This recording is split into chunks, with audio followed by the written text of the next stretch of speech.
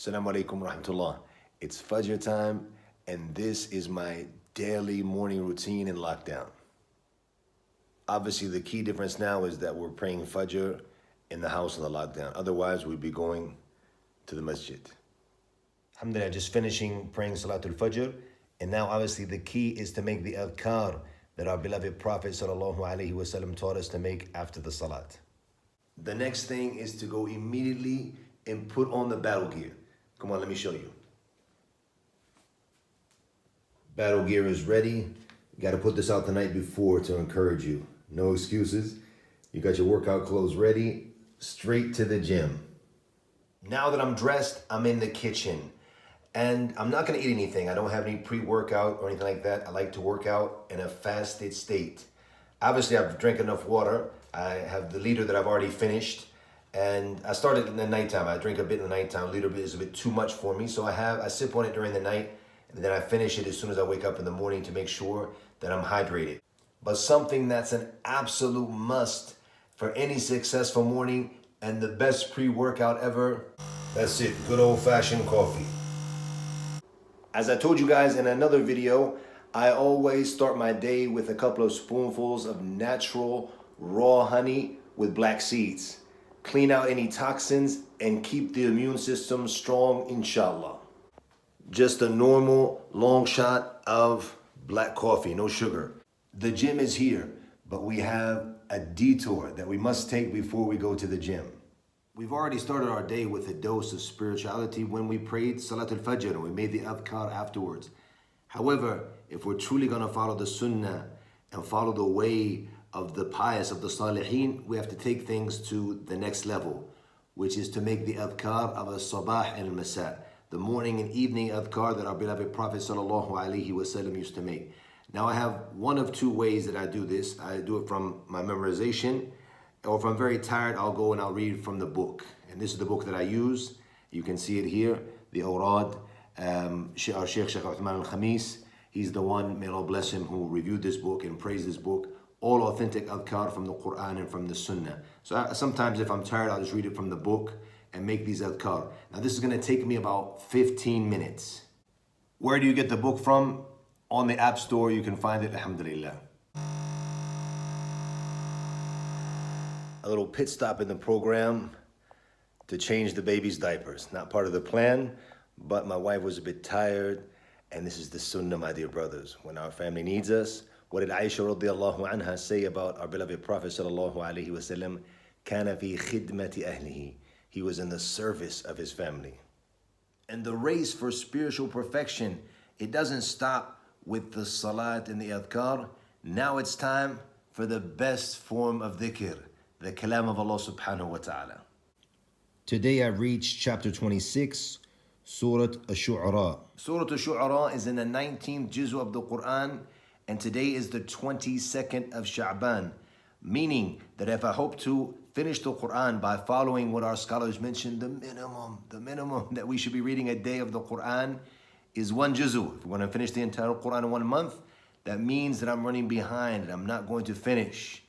And that happens. Sometimes we become busy. Sometimes you can be sick. You're helping other family members.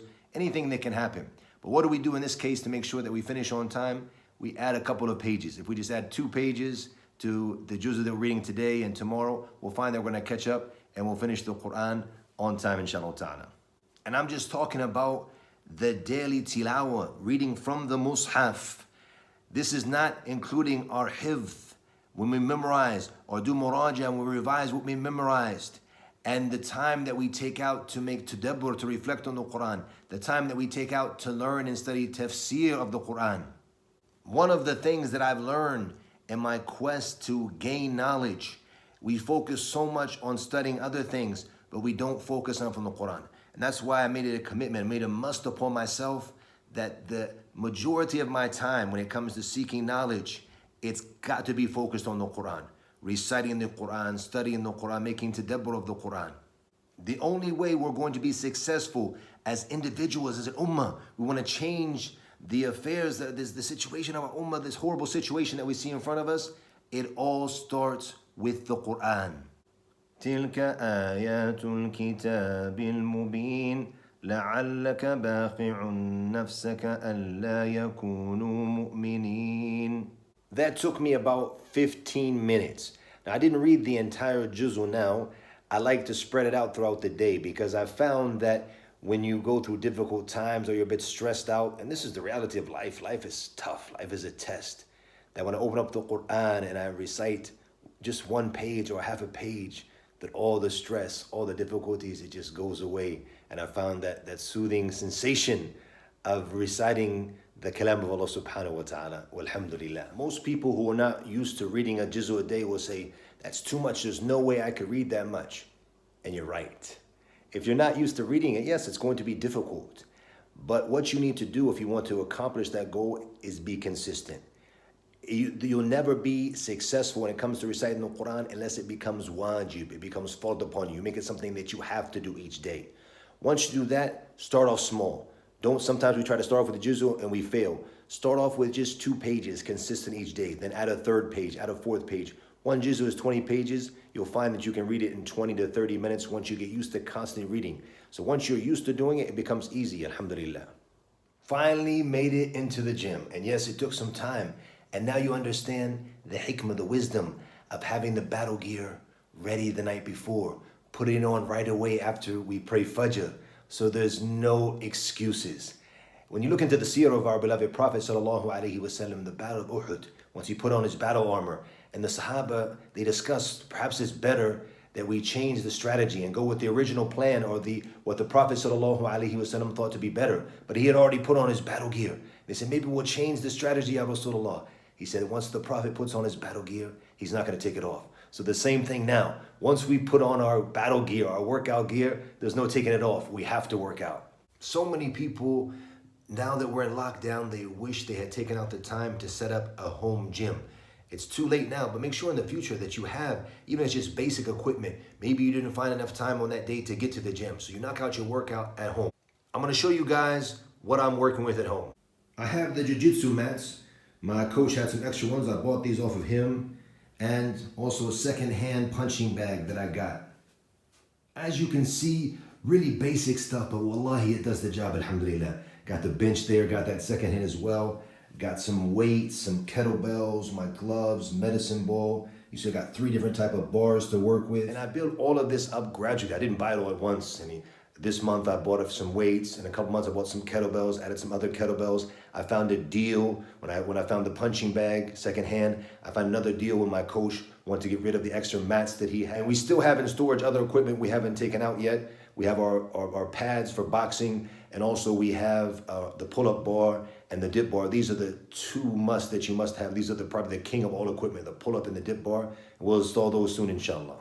Before the workout, back to the Quran really quickly. I want to share a story with you that changed my life. It changed my approach to the Quran. It changed my approach to how I seek knowledge.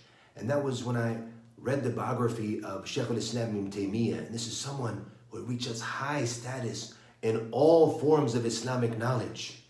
He regretted something when he was in prison at the end of his life. He said, the one thing that I regret, we have to reflect, what did he regret? He reached such high status. He said, I regret not taking enough time to make tadabbur, to reflect and contemplate on the book of Allah. SubhanAllah. That really had a huge impact on him. I said, we're focusing on all these different sciences, but we're not focusing on what is the most important thing, and that is reflecting on the Quran. And if we're going to be able to reflect on the Quran and benefit from the Quran, we have to focus first on understanding the Quran, focusing on the tafsir. And that's when I made the decision to make the Quran my focus in life. Today's workout is going to be basic. I'm going to start off with what my jiu-jitsu coach taught me on how to warm up, just doing, like jumping jacks, and I do some running in place myself, and there's some push-ups, some body weight squats, and then do some jiu-jitsu drills, and then we do stretch out. That's how he taught me, so that's how we usually warm up. After that, we go into the training in jiu-jitsu. Not gonna be able to do that now, no partner. So then I'm just gonna hit a kettlebell workout after that, inshallah ta'ala.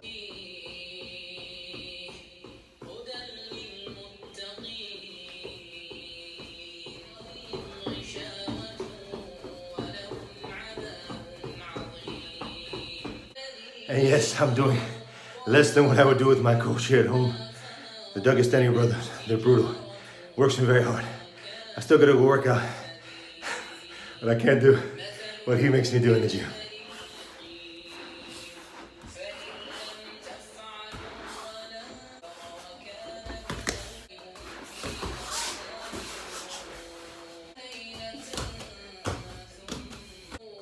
And this is how we roll with the Quran. No music, no nasheed to get you into the mood. Hold on, let me pause this for a minute. Don't want to talk on top of the Quran, and I want to reflect on the meanings. Shaitan gets us to get pumped up, to get in the mood. I have to have my music. This is from Shaitan, man. If you really enjoy working out, you don't need to listen to anything. But since I'm going to be in there, and you're someone like myself, you're going to be in here for a good hour, sometimes an hour and a half, if you enjoy. And when that's what happens, once you're used to it, you enjoy working out, you enjoy the feeling that it gives you, you enjoy the energy that it gives you during the day. Since I'm going to be in here, why not benefit? Why not benefit from my time listening to the Quran? It's soothing the soul. I'm bettering myself. I'm reflecting on some of the meanings. I'm helping my hifz by revising at the same time. I'm getting reward, coming closer to Allah subhanahu wa ta'ala. Instead of increasing my scale of bad deeds by listening to something that's haram and something that's harming me and corrupting my heart. And alhamdulillah, with this way, by listening to the Quran when I work out, when I go to the gym, have my headphones on, make the investment, the AirPod Pros, noise cancellation. If there's music in the gym, you can't hear. You hear the Quran. Focus on the Quran. And what I've done by this, I take a different qari each time. So now I have Sheikh Wadi' al-Yemeni. I start from the beginning with each qari, alhamdulillah. Until I go from Baqarah, from Fatiha, all the way to Nas, all the way to in the Quran. And I listen to the entire Quran. When I finish that qari, I go on to the next qari. Before Sheikh Wadi', I listen to Sheikh Abdur Rahman al-Usi. If you don't have a lot of space, you don't have a lot of money, you don't have a lot of time, along with your pull-up bar and your dip bar, this is the best piece of equipment you can get right there, the kettlebell.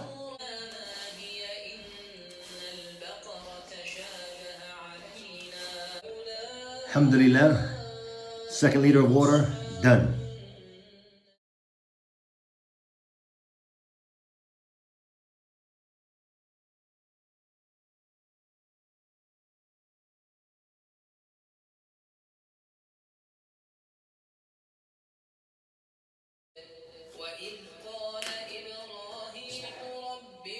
Alhamdulillah, that brings us to an end of the workout.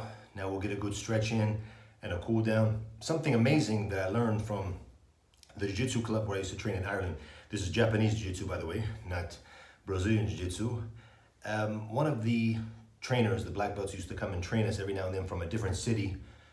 When he would come in, he was in a search for spirituality. So I think he became Buddhist and he became vegan and all of this. And at the end of the exercise, and our club was amazing because we had Muslims who would train with us, and they had certain things where they would do sujood and as the routine, in the beginning and the end, and they also would bow to one another during the exercises. Our coaches, they knew that we couldn't do this as Muslims, so alhamdulillah, they let us make up our own salute. So they would salute us in like this. And the Japanese jiu-jitsu, it's the art of the samurai warrior. So they said that's similar to some of the salutes they would have anyway. So they would do like this. All of the non-Muslims would do like this to the Muslims, and we wouldn't bow and we wouldn't prostrate. But something I gained from this trainer who would come from the other cities sometimes, he said that, because he became into like Buddhist, so he would do some meditation at the end, right? So he said to me one time, he said, I know that might be an issue for you, would have a problem. I said, you do your thing, because at the end, after we would do the cool down, they would do their sujood, and we'd be sitting like this in the salat, just very similar how we sit in the salat. So we're sitting like this, right? And they would do the sujood, and obviously us as Muslims, we would stay. And then he would, after that, he would do his little meditation. So what did I do during this time? I would start to make dhikr. And I told him, I said, we have our own type of spirituality, which is the dhikr, the remembrance of Allah. So I would start to remember Allah during this time. Subhanallah, alhamdulillah, or make some istighfar. Astaghfirullah, astaghfirullah, astaghfirullah.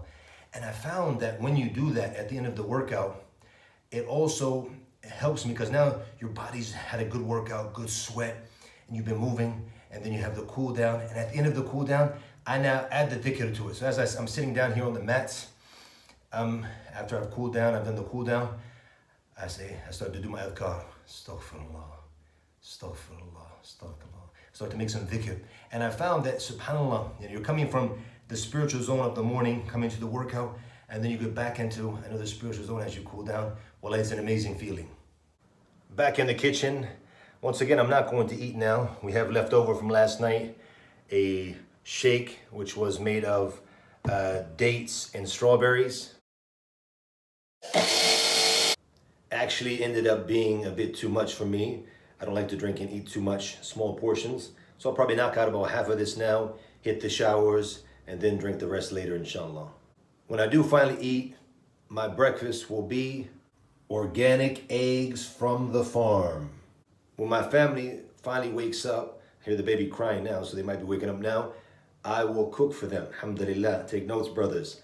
I'm the one who usually cooks the breakfast in the house, and no one can make eggs like mine, mashallah mubarak. So I usually prepare the breakfast for my family, myself. And after our shower, it's time to get to work. This morning routine was the morning routine that I was on a couple of years ago. And this was one of the best times in my life, both physically and spiritually. So I'm thankful that the lockdown has helped me to come back to this routine. And this is the routine, inshallah ta'ala, that I plan on continuing on even after, you hear the baby's waking up now, khalas, now it's family time.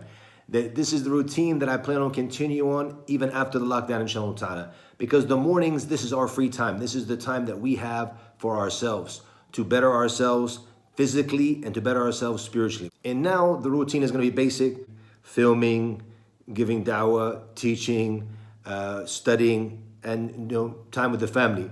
This lockdown, it has not really affected me in any way because it's what I do anyways. And it's, alhamdulillah, I don't really spend a lot of time with other people outside. I don't have time for other people. The brothers who I spend time with, they're brothers who have similar goals as me, who are doing things for the ummah. So we work together and to better ourselves and to better the ummah, but we don't really hang out. I don't really have friends per se. I have my family. If I have any free time, then it's gonna be for my family. It's gonna be for bettering myself and bettering what we can do to better the ummah, inshallah ta'ala. Hopefully you've enjoyed the clip. We want to give you some behind the scenes footage about what we do in our lives, because a lot of time people just see us on the screens and giving dawah and giving lectures, and they don't know how we live our everyday life. So this is my daily life in the morning. Hopefully it was beneficial. Let me know what you think in the comments below. Jazakumullah khairan. Assalamu alaikum wa rahmatullahi wa barakatuh.